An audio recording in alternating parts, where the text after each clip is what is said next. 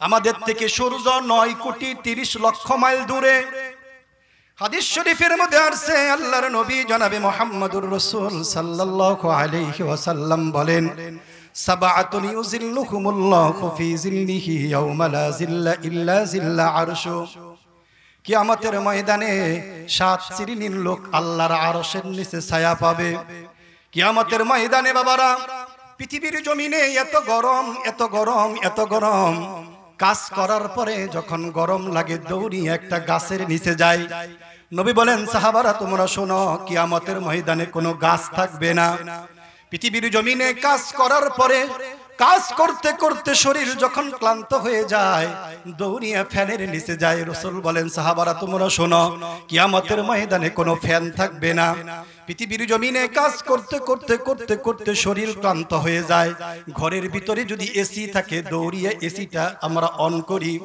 ও সাহাবারা, কিয়ামতের ময়দানে কোনো এসি থাকবে না। পৃথিবীর জমিনে কাজ করার পরে কাজ করতে করতে করতে করতে কৃষকরা ক্লান্ত হয়ে যায়, দৌড়িয়ে ঘরের ভিতরে যায়। কিয়ামতের মাঠের মধ্যে কোনো ঘর থাকবে না। আমাদের থেকে সূর্য 9,30,00,000 মাইল দূরে বাবারা। সূর্যের 12টা মুখ, 12টা মুখের 11টা মুখ বন্ধ। একটা মুখের পিঠ দিয়ে তাপ দিতেছে। এত দূরে, এত দূরে, এত দূরে, এত দূরে সূর্য। পেপার পত্রিকায় লেখা আসে, জমিগুলো খরার কারণে চৌচির হয়ে যাচ্ছে। জমিনগুলো পানি না থাকার কারণে বাবারা এত গরম, এত গরম। জমিনগুলো, গাছের মুকুলগুলো, গাছের বৈল, গাছের মুকুলগুলো, ছোট্ট ছোট্ট আমগুলো গাছ থেকে ঝরে পড়তেছে। ও আমার বাবারা, আজকেও পেপারে লিখেছে লিচুগুলো গাছ থেকে ঝরে ঝরে পড়তেছে। এত গরম, এত গরম। কিয়ামতের ময়দানে আল্লাহর নবী জনাবে মুহাম্মদুর রাসূল সাল্লাল্লাহু আলাইহি ওয়াসাল্লাম বলেন, কিয়ামতের ময়দানে সূর্য থাকবে মাথার আধা হাত উপরে। বলেন কয় হাত উপরে? একটু জোরে বলেন কয় হাত? চিরন্তন সত্য। আল্লাহর নবী বলেন, সাবআতুন ইউযিল্লুকুমুল্লাহু ফি যিল্লিহি ইয়াওমা লা যিল্লা ইল্লা যিল্লা আরশু। কিয়ামতের ময়দানে মাথার আধা হাত উপরে সূর্য থাকবে। মানুষের মাথার মগজগুলো গলে গলে গলে গলে সমুদ্র হয়ে যাবে। ডানে মানুষ, বামে মানুষ, সামনে মানুষ, পিছনে মানুষ। গত বছর হজ করতে গিয়েছিলাম, মাত্র 40 লক্ষ হাজি। মনে মনে চিন্তা করছি, মনে হয় তামাম পৃথিবীর মানুষ মনে হয় হজ করতে আসছে। এই যে কিছুদিন আগে বাবারা ইস্তেমার ময়দানে গিয়েছিলেন, মনে মনে চিন্তা করছি, মনে হয় বাংলাদেশের সমস্ত মানুষ মাঠে চলে আসছে। ও সাহাবারা তোমরা শোনো, ডানে মানুষ, বামে মানুষ, পিছনে মানুষ, মানুষ আর মানুষ আর মানুষ আর মানুষ।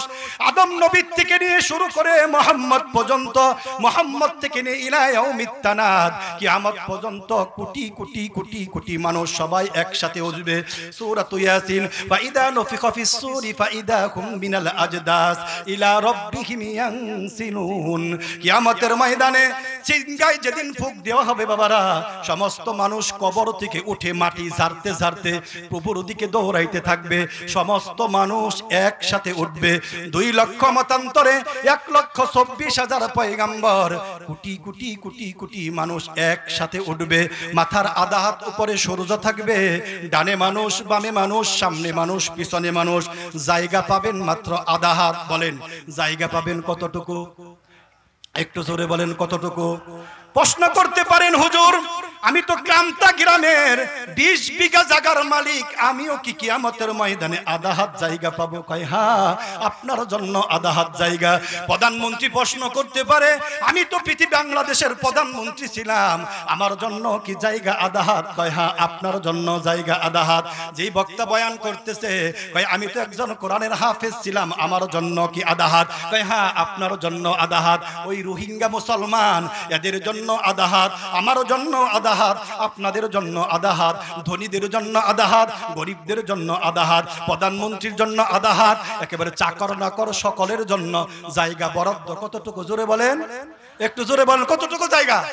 তাহলে ডানে কি বলেন? ডানে মানুষ, বামে কি? সামনে, পিছনে।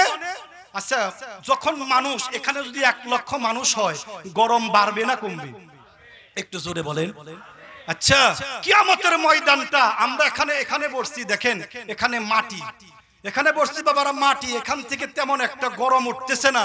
নবী বলেন পুরা কিয়ামতের ময়দানটা হবে তামার। কিসের? একটু জোরে বলেন। কারেন্টের তারের ভিতরে কি দেওয়া বলেন তো দেখি, একটু ভাবেন, পুরো কিয়ামতের ময়দানটা হবে তামার। এই কথা যদি বুঝতে চান একটা উদাহরণ দিলে আর একটু বেশি বুঝবেন। সৌদিতে হজ করতে গিয়ে অনেক লোকের জুতা হারিয়ে যায়। সৌদিতে মক্কাতে হজ করতে গিয়ে যারা একটু বোকা টাইপের, এক জোড়া জুতা নিয়ে যায়, জুতার ব্যাগও নেয় না, জুতা হারিয়ে যায়।